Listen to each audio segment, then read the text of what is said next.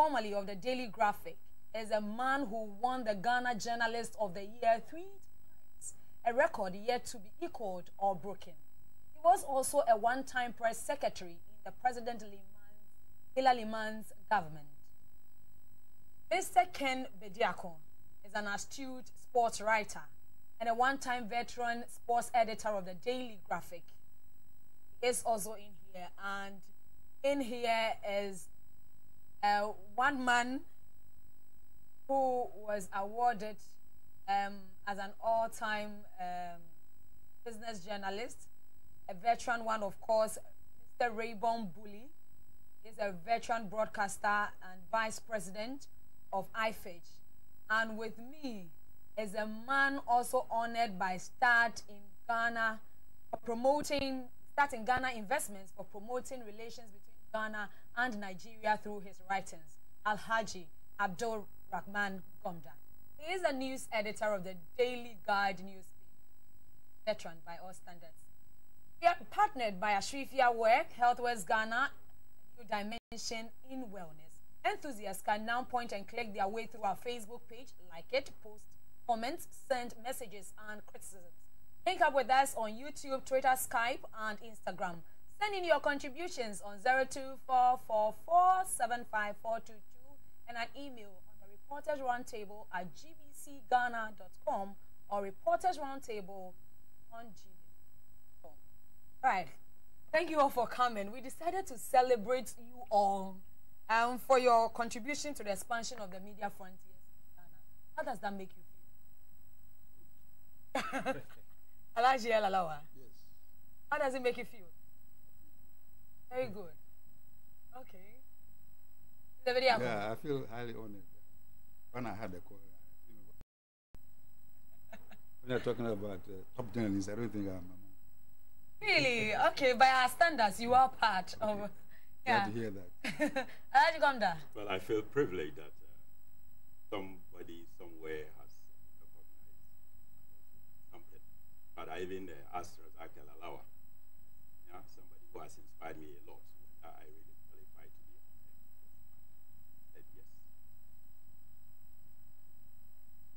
Okay. Amongst all of you, this man I will call a young veteran. Are you? Mr. Bully, how do you feel about this?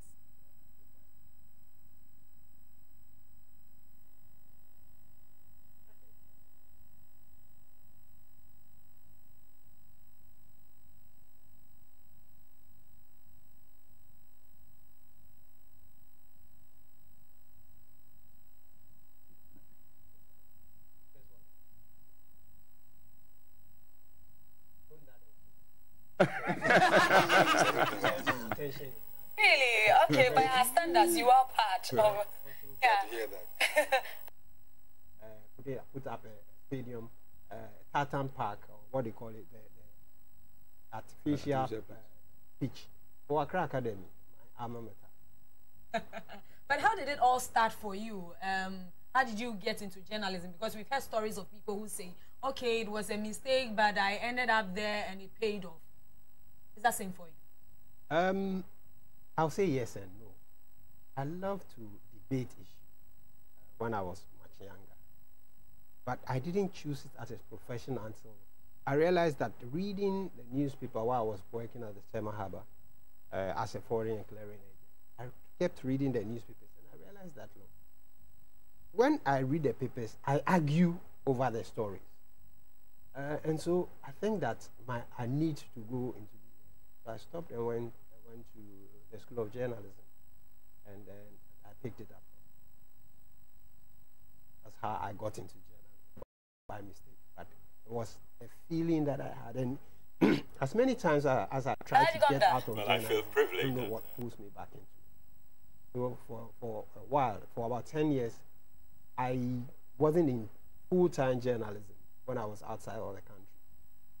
Although I was offering support to media houses, helping them to start their newspapers and run the newspapers for a few months.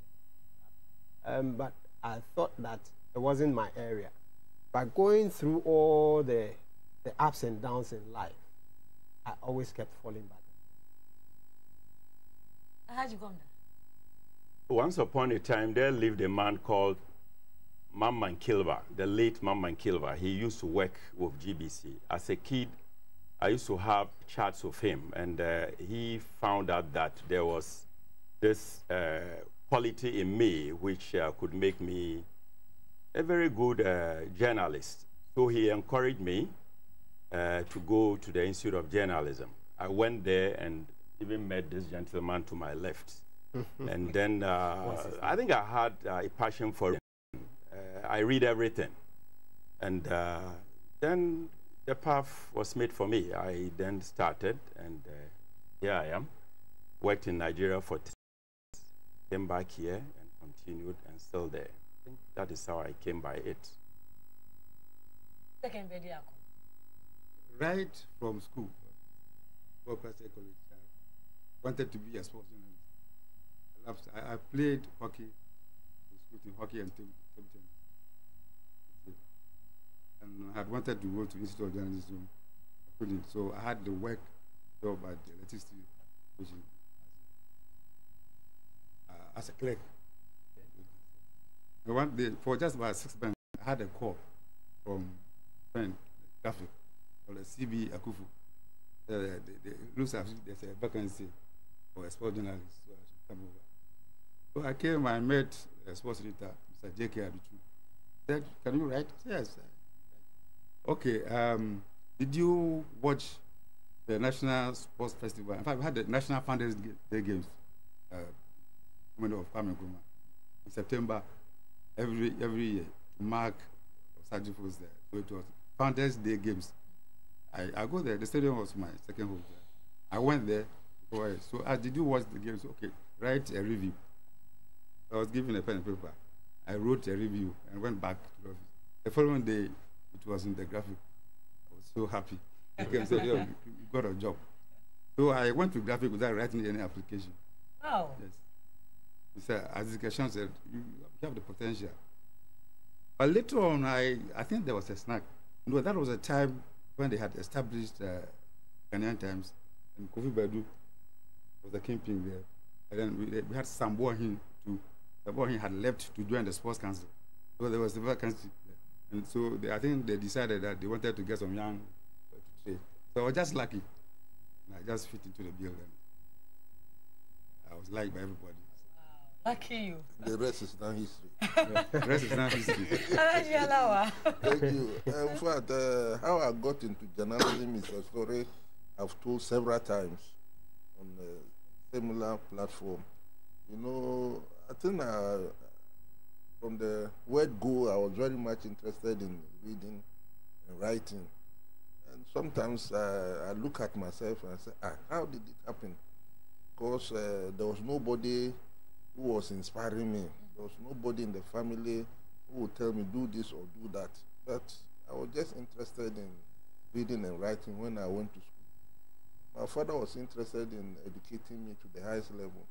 So he pushed me to school. Islamic scholar who wanted his son to highly educated Western style of education. So started. But then one thing which happened was that right from the primary school, you know, the graphic office at Kumasi, where I was born, was near our house. And anytime I was going to school, I would collect some few copies, sell on the way to school, make some extra money for myself. So that's how it started. My interest in journalism started with this. And I can tell you that I sold newspapers until about a week before I entered secondary school. So through this experience, you know, reading newspapers and so on and so forth, my interest grew in journalism. And there was something I've been telling people. My father, at that time, you know, we had these football pools in Ghana. You know, this British football, people were staking and then winning. It was something like a gambling. But so my father would ask me to go and buy him some of the British newspapers from the Kingsway in Kumasi. So I would go and buy the paper. He would do his push looking at the forecast, but so I will be reading everything. So I became interested in journalism right from the word go. So because of this, and journalism, you can't do journalism without reading very widely. So it gave me the opportunity to read British newspapers when I was even in the middle school. So when I entered secondary school, I thought, well, it's one thing I would like to do. So I became interested, and we had, secondary school, we had school magazines and so on and so forth. So I started contributing. And by Form 3 in West Africa Secondary School, Accra here, I became the editor of our school magazine. So that started the whole thing. And when I went to sixth form at Konongo Duma Secondary School, nobody will tell you. But I mean, once the people realize, oh, this man is good at this, he's interested in this, they will ask you to go ahead and do it. So Konongo Duma, which was a new school to me, they had their school magazine. As soon as I entered lower six. Initially, it wasn't the money at all. Today, the young journalist who comes in is first looking for the money. Wants to be given a car. He wants the best of attires. He wants the best of gadgets. And we had to learn shorthand, not because we were secretaries, but we learned shorthand because you go on assignment and people would speak, and you had to take some notes. And the best notes without making any mistake was to learn shorthand very well so that you can apply it. Otherwise, you have to develop your own, we call speed writing. Speed writing is something you can develop by yourself. Pick up words and then short form the words or put symbols to indicate a whole length of word. And you have to develop this. Today, a journalist goes on assignment and he sits down, crosses his legs, puts his recorder down there, and he's waiting for the speech. At the end of picking the recorder, he will ask for a speech. So what kind of journalism is that? You actually needed to feel, and then they will come and they will lift from the speech and put it on paper, and then I'll ask, this thing that you have, this technicalist that is on the paper that you've lifted and put on this, you are going to read it out. Are you sure your grandmother in the house will understand what you are saying? Because a lot of things that we hear people say out there are technical language. They are not down for they're not breathing for the man in the street. And so it is you as a journalist to understand it first. And that is the reason why you must read everything and anything that you see. Even those days when you buy Kelewili, fried these people, your kind of generation will call plantain chips. Peppered plantain chips. We call it Kelewili. When you buy it, they would wrap it in a newspaper. When you finish eating there, then you open that and read the Kelewili paper because it's graphic and there's no information that is still. What if you pick up a newspaper today? There is something that you don't know of that you read. It might be a newspaper that is 10 years. But everything that you see inside there is important. One, it might remind you of something. Two, you will learn something new. And three, it will put you in a certain direction of thought. So it is keen to know that everyone who enters journalism must have a passion for it, one. Two, they must not look for their goals immediately, but they should look up to trying to impact on society through their writing, through the skills that they will exhibit. And it doesn't mean that you go and look for a series of words that are not understandable by the ordinary man. I remember one lecturer who was asked a question by one of my schoolmates at the time in Accra Academy, who the young man was full of big words. And he strung a number of big words together and he asked the question. Then the lecturer said, "Oh, I'm sorry, but the last speaker seemed to be suffering from a diarrhea of words and a constipation of ideas." And so it's not a matter of writing big words, but writing for the other person to understand. So that's how I feel about journalism. You must write for people to understand. You must not go in for the money. Then you see people going. We do business journalism. People are going for a story. That's a business journalist. That a business journalist should write. and they are looking at the returns that they will get from the organization they are reporting on. But if you look at the industry today, 20, 30 years ago, we were manufacturing radios and television sets in Ghana. We were manufacturing fridges in Ghana. There was a gentleman called Ofori, lives somewhere Kokomilimi area up towards Kokotobabi. He had a whole small factory at home. He was producing fridges, radios. It was called Ofori Electronics. Those days, people were reporting on these things not because they wanted money from the man, but because it was something that a Ghanaian was doing. And if we had helped this thing to grow, today we would have had our own fridge manufacturing company, or would have a number of them, because people will follow on from where he has left off for him. It's not like that. Everything we have to import. And then we spend time going to the multinational, and go and propagate, when in actual fact we are doing PR for them instead of reporting what the good news about what they are things.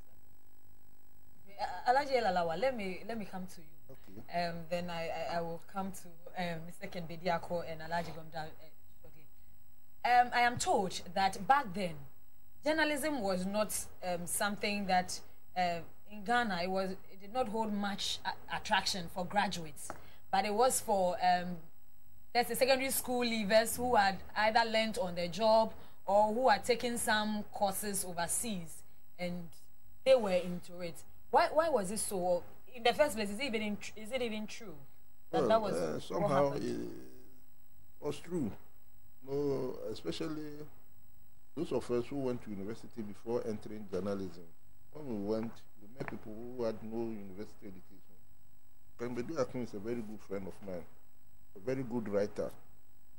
I met him at Graphic. I had just come in as a graduate.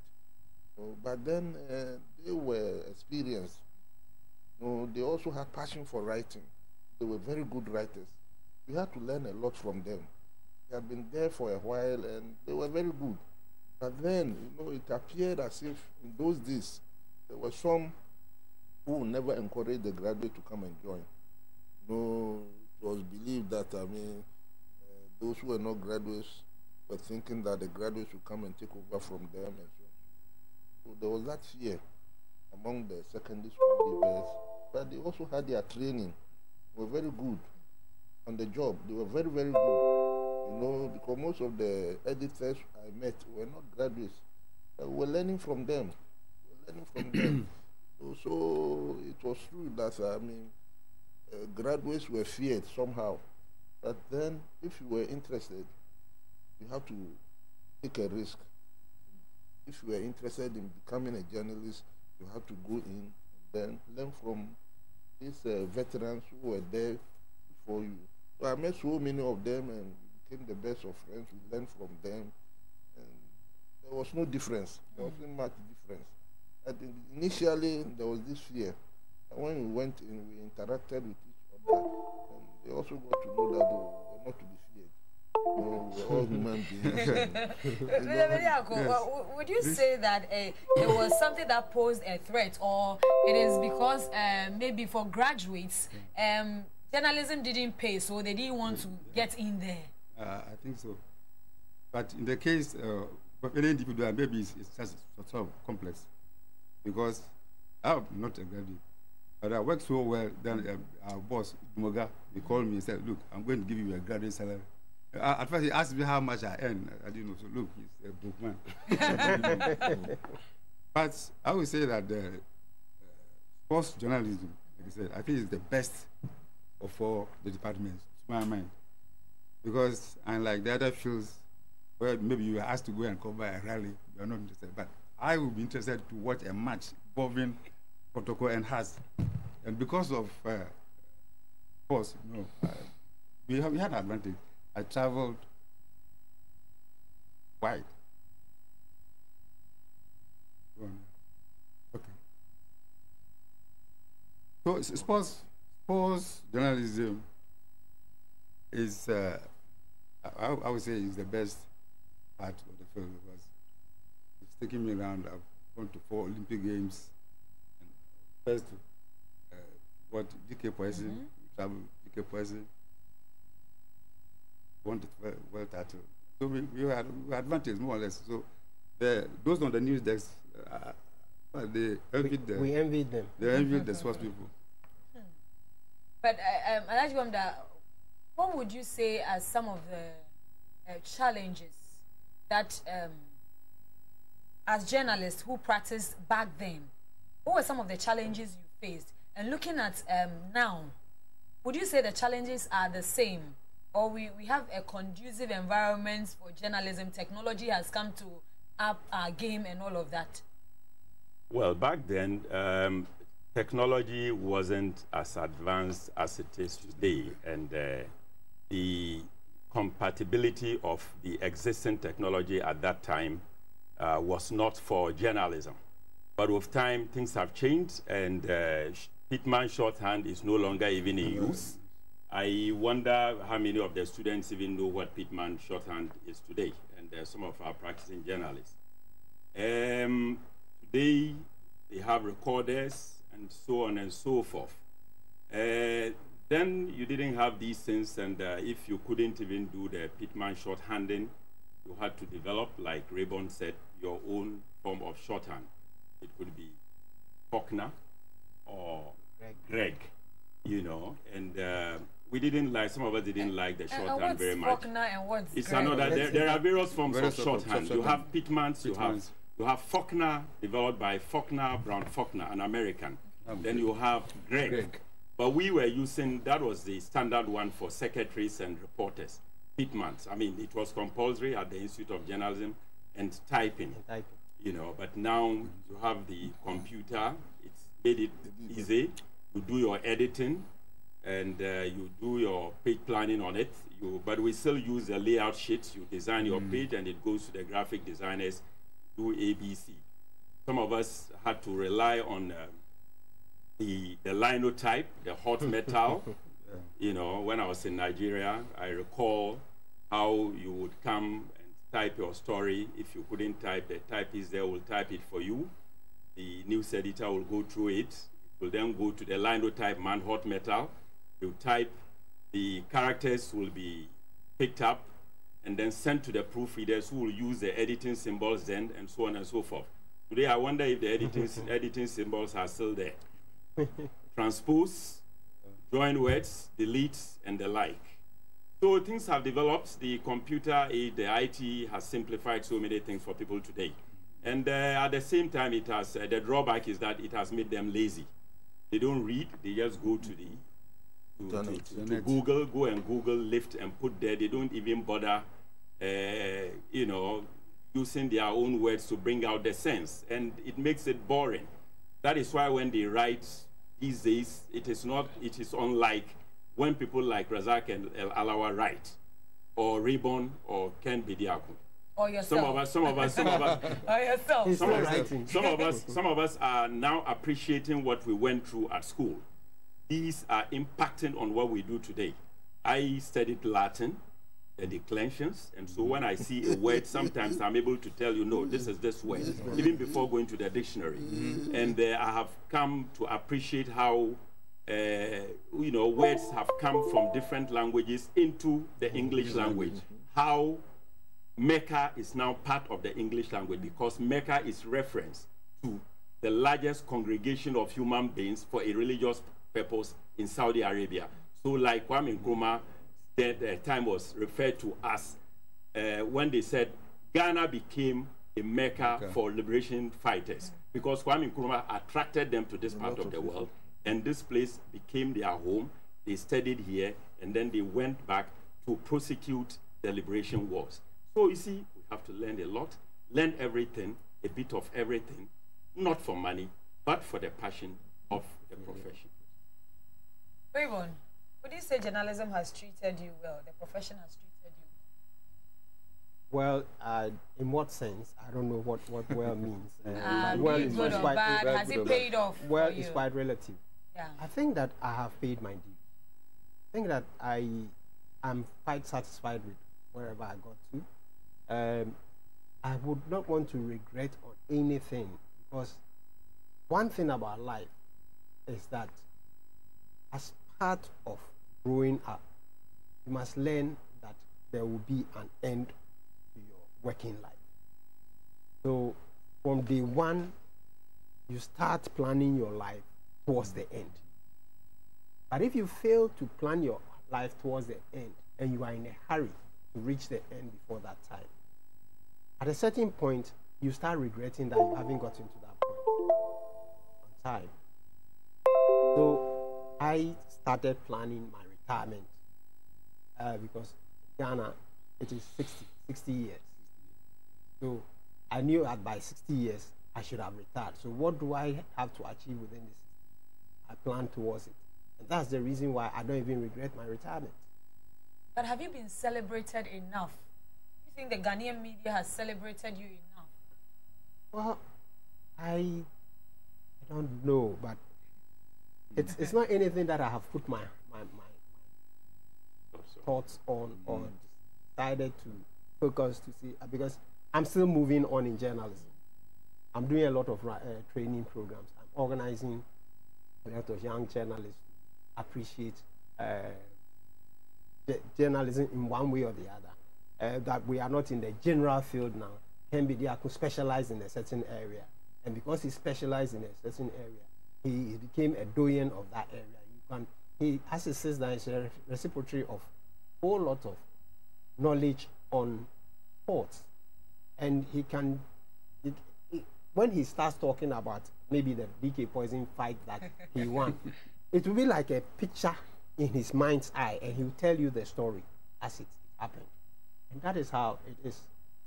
We believe that, for me, I believe that every journalist must choose a certain area of speciality and to be able to perfect in that area of speciality. What we do here in, well, I don't know, in Ghana, is that we like to start from the beginning to go to the top. In the other places, the BBCs, the CNNs, you find journalists who are specialized in certain areas for getting into journalism. And so you find someone like the diplomatic correspondent of CNN being a medical doctor, but he feels more comfortable talking about diplomacy and issues related to diplomacy. So he fits himself into the thing. So he's from the top, he understands so many things, but then he's now narrowing it down to certain base. Here we want to do everything general, and we write about things that we think will interest ourselves or will make us get something tomorrow. But it is important that we learn how to appreciate things and write things that will form. If they call you by name, they must add something to you, that this is a guy who writes this kind of reports. This is a guy who he understands maybe politics, because maybe he understands the history of politics in Ghana and is able to explain what the situation. He can even foretell what the results could be in an election at a certain time, because he has been following the trends over the period. He's been looking at the dynamics in human activity in the certain area. Not to cut you, Raymond, but let me chip in this question. Who is the journalist who needs to be celebrated? Is it the one who sits on maybe morning shows and gives his knowledge concerning things, or the one who has documentary evidence that can be attached to him? When you mention the name, oh, you find his writings and it's attached to that person. Which of these two needs to be celebrated the most? I think that from my point of view, I believe that the person who has specialized in a certain area and he can comment and articulate issues in that area from a point of knowledge and not from a point of ignorance. If he's asking questions because he thinks that things are not right. If he's looking at anything, he's looking at the pros and cons of the issues, and he's looking at the drawbacks and the future plans of that issue. So it's not just sitting on radio. Yes, you can sit on radio, do a morning show, and you can be articulate enough. You'll be able to cover quite a gamut of issues. But what is the thing that people know you for? Are you the type who's able to ask questions that would bring out the responses that the man in the street is trying to hear, or the person who is going to ask questions that somebody in the street, the question that you ask, it's like it's coming from somebody in the street. Today, it's even easier. You have WhatsApp messages, and you have SMS that will come and on your console, and then you can read that this so and so from Kumasi is asking this question and that kind of thing. As a journalist, if you sit on radio, a journalist, somebody who sits on radio is not necessarily a journalist. We are broadcasters. We have broadcasters. But if you want to do the journalism itself, then you must appreciate the whole story writing ability and be able to express it in one way or the other. And then you can then sit on radio and you can say what you want to say. But interviewing skills are interviewing skills. You can have interviewing skills, which is also a skill that you can develop as part of journalism. But it's not the whole. You can celebrate people who are able to bring out the issues. So, but you see, people who sit on radio always have producers. Like you sit here, you have a producer.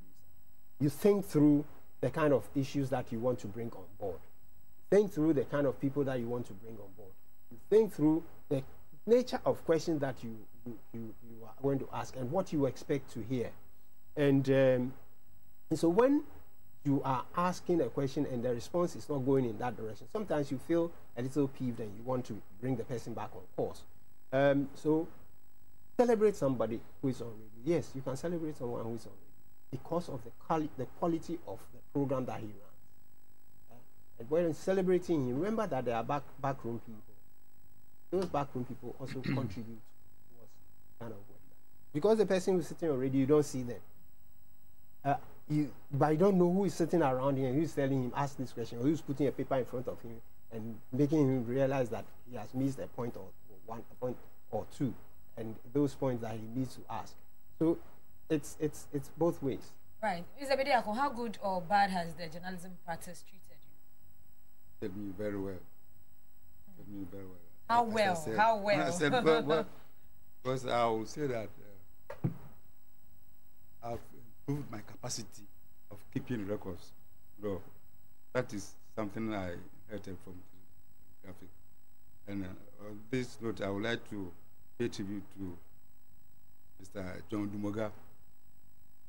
Dumoga, I think you heard the name. He was the editor. He took particular interest in sports. We, the sports journalists, because they knew that the paper was selling on sports. So when there was a big match in Kumasi, the circulation manager will come and ask, so they have to increase the circulation to Kumasi, especially if number one, you know. What I'm talking about. But that is it. Oh, you're free to do so. That's your team. He took special interest. The paper as a whole took interest because that was a seller. And then they made sure we read the program. I'll say that. And then my fellow colleagues too. I was formerly the vice president of the Sports Writers Association. I don't think anybody should celebrate it. I think I can celebrate. I mean, celebrating you on the Reporters Roundtable. You always rely on him if you want information about what happened. Right. Yes, so it is still the Reporters Roundtable. We'll come back to celebrate our veterans the more. Stay with us and you can send us your text on 02444754422 and get interactive with us. So in our day-to-day practice of journalism, we get the opportunity to write on a litany of issues ranging from politics, business, health, religion, and what have you. We seek to bring this experience onto one platform, the Reporters Roundtable. My name is Morris Ogbete. Watch the Reporters Roundtable on GBC 24 every Thursday.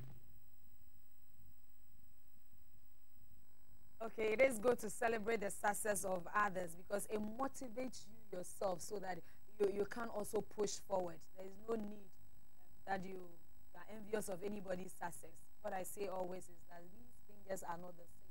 So the world is a stage.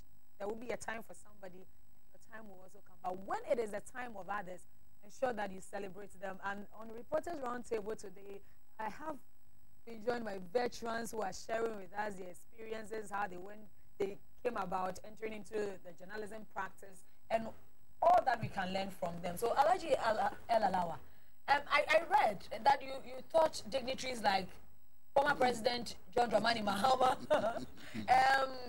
former Vice Chancellor of the University of Ghana, Professor Ayite. And you ended up as press secretary for former President Hilary Liman. Well, that is true. Yeah. That is true. You know, when I left the university, I first went to teach. I first went to teach, and I was still interested in journalism. So I did some correspondence in journalism, Milan School and so on and so forth. So I was still interested in journalism, but I first went to teach. So the teaching took me to Tamale. And the teaching actually took me to Konongo Dumase. But later on, when I became a journalist, I went to Tamale. And that was where my very good friend, Mr. E. Fuseni, who was the headmaster of Ghana Secondary School, now late, used to be a regional minister. He was starting the sixth form in his school, and through conversation, he got to know that I'd been a teacher before. So he invited me to come and handle some of the classes. He was opening a sixth form department. So that was when I went in. Among those who started the sixth form at Konongo were the former president, John Mahama. Ghana Secondary. Ghana Secondary School. Ghana Secondary School. So Mahama, Mufti Mahama, Moses Asaga, Sule Garba, they were all in the class. I didn't even remember them till later on when I also went to Nigeria and came back. And by then they would introduce themselves as being my former students. So it was true that I taught them. The former Vice Chancellor, he was at Presec. I first taught at Konongo Dumase because I wanted to come to Legon to do my postgraduate course in journalism. Started to get nearer Legon. A friend of mine advised me that I should come and teach at SEC, which was very close to Legon, so that he was teaching and then studying at the same time. So I also did the same, and I was teaching and then studying. So among the students I actually taught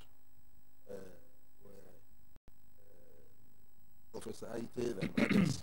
Actually, I didn't even remember that I taught him until he became the Vice Chancellor. And I've been involved in university affairs, alumni matters and so on and so forth. So, and the former president happened to be former student of Commonwealth, of where I also went. So we are the old Vandas. So there was a time when he was vice president, he was coming to address us, the old Vandas.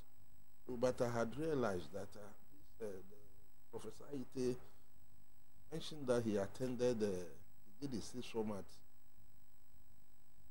the Presec. So I said, if this man was at Presec, yeah, he mentioned that he must be one of my students. But we were meeting, but not one-on-one. So this particular day, we were waiting for the Vice President, then Vice President John Mahama to come to Commonwealth. We were there at the Porter's Law to receive him. So we were standing by each other.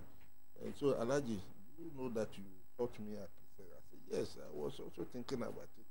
So that's how I got to know that. But he didn't shout V-mate. No, he was not a V-mate. He was in Legon Hall. But I taught him there. So that's what happened. With the Liman press secretary, when I was at Graphic, actually, the EMP came to power. He just requested that some journalists should be sent to the castle. And I was one of them.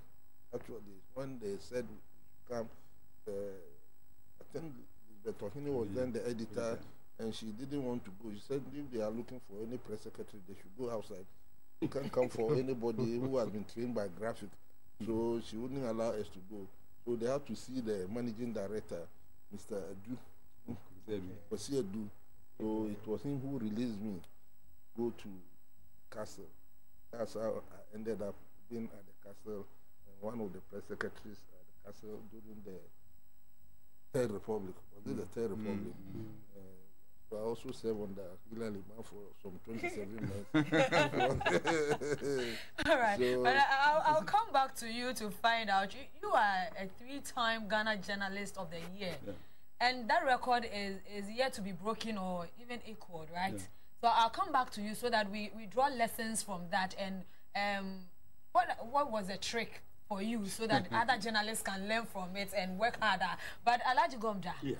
Yeah, I know you've been awarded by Ghana Investments concerning your writings and promoting relations between Ghana and Nigeria through your writings. For you, would you say that journalism has treated you very well, or you've been celebrated that much? Well, I think I have. I have no cause to say I haven't been celebrated. A few years ago, a group within the Zongo community, whose cause I have championed over time, assembled a group of people from the Zongo community, including the current Vice President, Dr. Mahamudu Bawumia, and celebrated us by the citations they even read out, accompanied by some trophies. I felt, yes, some of us have been celebrated. And besides, there are individuals who here and there meet me and say hello to me and remind me that I give them opportunities to come and understudy me at various places.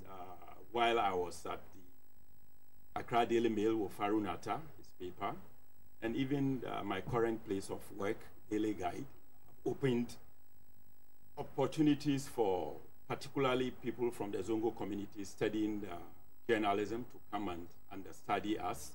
And here and there, some of them meet me and remind me, look, give me this opportunity, help me, and I feel that is adequate celebration for recognizing what I did for them, and so on and so forth. And to date, I think another form of celebration is when the Zongo community wants something brought out in the media, they contact me. Sometimes I even compose. That recognition itself is adequate. So. Right, but you are with the newspaper. Did you, for once, think of doing radio or television? Because yeah, people have encouraged me. Yeah, people have encouraged. In fact, from even in Nigeria, when I was in Nigeria working with a federal government newspaper, New Nigerian Newspapers, a number of people told me, "Man, you should have been on radio." Well, but I'm in the media. I'm in the newspaper segment of the media. That's all right. Okay. Let me come to Rayburn. Talk of awards.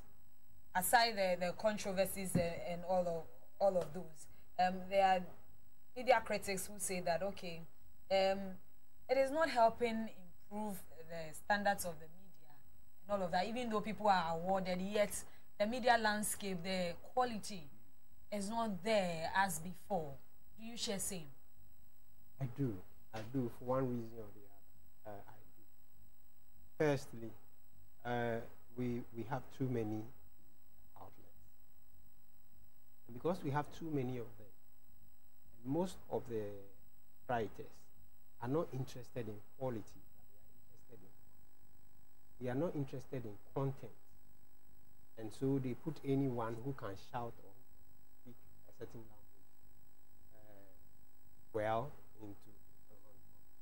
on their radio, and the person would maybe take half of the day talking about useless things. Especially this, I emphasize this one: policy direction, informed policy direction. Because humanity is very dynamic. We are all Ghanaians. We all look for the best for our country. But how do we get there if we are not advising in one way or the other? The person at the helm of affairs needs somebody to help him to get ideas on the ground. And if you are unable to get someone who is able to look at all these things that are happening and not look at it in just one direction, but to look at all the composite things that formulate that policy and how that policy can be made to work, you get the quality of journalism that you want. People actually do understand what they are writing about. When they are putting in advice, they know that they are putting in advice for the betterment of the country and not for. Okay, I'll come back to you. Talk of awards. I know the IFED Awards comes up shortly or comes up soon. So I'll come to you to find out more about that. But let me come to Mr. Bediako. Yes. Are you happy about the quality of training given to journalists these days and the kind of stories we churn out? Because invariably, the training will have an impact on what you bring out. I would like to restrict myself to sports writing. No problem. I think there's still room for. There's too much partisanship. Sports journalism these days. So most journalists attach themselves to various clubs. That doesn't speak well. You can't be objective if you are so biased. So I would suggest that as much as possible, they should try to be fair. Try to be fair. Most of them are taking sides, and that's dangerous for the Alawa. Training, quality training. Well, like my brother Ken is saying, training is very crucial, whatever we do. And without training, we can't achieve the best. And I believe that it's always important to get yourself trained before you enter the field of journalism. Once on the job, it's also important for the management of media houses to give their employees adequate training so that they can improve their performance. That's the way I look at it. But what do you make of the looking at mushrooming training institutions and all of that? Let's say, for instance, there's somebody on TV because you're let me say a little famous. You go all out there, you put up a training school. There are some who are good, but there are others because your face is out there, they want to use that as a money-making venture. Is that the way to go? No, that's not the way to go. That's not the way to go. We have training schools and we have training schools. I mean, if you are serious, going for the best, you shouldn't go in for any mushroom school. There are so many schools, but those who feel they don't have the capacity to enter the best, then they don't belong to that profession. You know, they must go in for the best. You shouldn't. I mean, we have School of Journalism there, which is training people up to doctorate level. So why should you go in for any unrecognized training institution? The journalism school can't take everybody, right? Yes, it's true that it's limited. It's true, but I mean, it doesn't. If you are not qualified to enter any of the recognized journalism institutions, then it means you don't have the capacity or the capability to shine as a journalist. So you should look for something else to do. Really? Should they kill their dreams? There is no... No, because it's competition now. You know, now there's competition. In those days, in our time, the competition was not much. You know, we had only the Daily Graphic and the Ghanaian Times, GBC and GNA.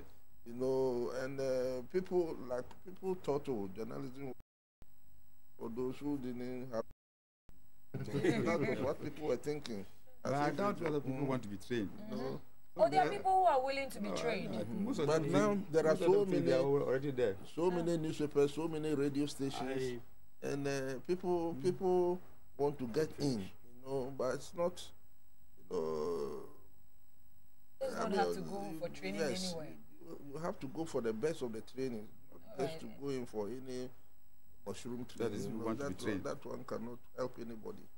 Alaji, what is coming? I'm itching to come in, really. Apart from the basic training, the individual must study on his own. I keep telling the interns when they come to me, that look, besides what you are reading, the academics, read on your own, read everything. Listen to good radio stations every day at least. You should be abreast with global trends. Listen to BBC at least twice a day. The diction, the language, the words, composition. Read articles, read features, read everything. Have a little bit of everything in your head. I recall one day a reporter presented a story, referred to a divisional commander in the police, an assistant superintendent of police. I said, hold it. You cannot be an ASP and man a division. A division is made up of districts. That is where specialization comes in. About the military, and you don't know the difference between a captain and a lieutenant colonel. You don't know the difference between a company and a platoon. And so on and so forth. Read a lot, pose questions, specialize. Otherwise, you'll just be there. You come and give editors, sub-editors problems, as we are having in our various newsrooms. That is why you end up having, these days, some of us, writing news stories, writing features, editing simultaneously, because you want to keep the standard and to encourage them to do same, the young ones coming.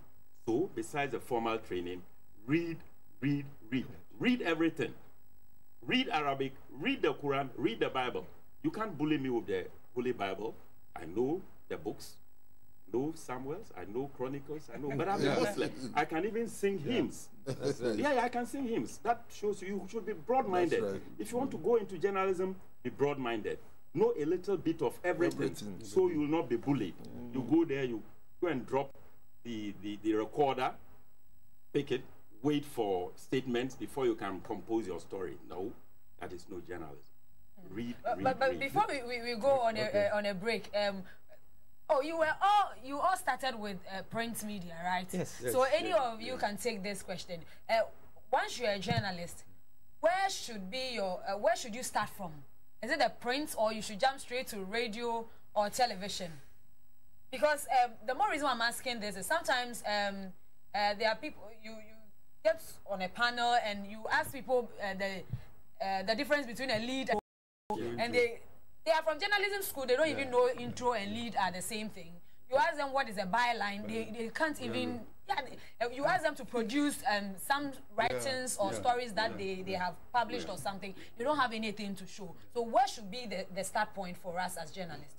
Can I take it? Yeah. You can. Okay. Well, it obviously should be the print. Because when you go for journalism training and you start learning how to write, it's about how to write the lead. So you are being trained for something in the print. Then later you can go and you can veer into radio broadcast or TV. So basic is writing. Basic is communicating with your reader or your listener. And the base is print. Go and learn how to write. Your intro, your lead, and so on and so forth. So you don't come out with a gentleman who covered the 3-star hotel. We're going to 3-star hotel. Said they're going to build 3-star hotels. No, we had a star hotel. the kind. And so he didn't know the difference between a 3-star hotel and star hotel. He thought the hotel was going to be the type of star hotel. No, has star hotel. But you know, these days people just jump in. Those who are interested in broadcasting, radio reporting, television reporting, they go in for broadcast journalism. You must know how to write. It's important. Through the print journalism, which is dangerous. But most of this, Ghana Institute of Journalism, they have courses in broadcast journalism, and people go and do it straight away with the hope that they will come and sit by the screen and be in the studio to report on various things. But I believe, like Raji Gomda is saying, you must start from somewhere. People must learn how to write very well before venturing into other areas of journalism. Journalism is basic, but there are special areas you can jump into after cutting your teeth in journalism. Just don't jump into broadcast or TV or whatever we call it. All right. So me here with the veterans, in fact, I'm learning a lot from them, and I know you out there is also learning something from our discussions. We'll be back. Stay with us.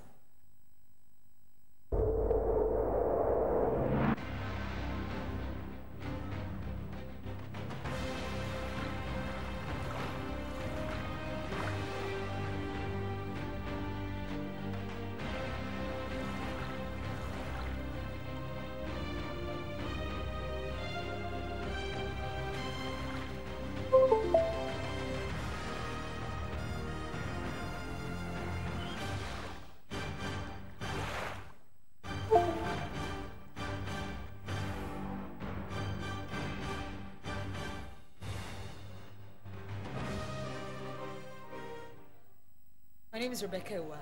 Keep watching the Reporters Roundtable, GBC 24, this and every other Thursday.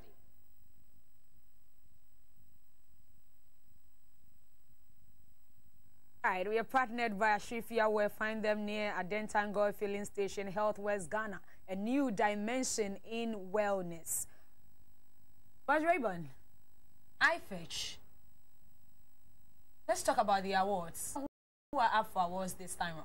For the third time, we're going to have somebody who would win an award that will take him to Washington in spring this year, 2017.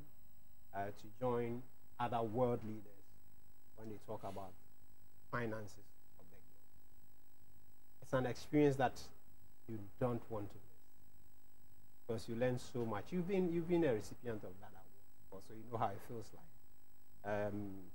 Rebecca Ewa was the award winner for, was it the first one, the first IFetch Awards, IFetch Flamingo Award. Yeah. And so she was able to go to Washington, benefit from the package. And then we have eight young men and women who will be awarded this year. We also would want to award 3 institutions that have partnered us over the years in reaching where we have. The key issue about this year is that we are looking at how the SME sector has fared. And so we determined at the beginning, at the launch of the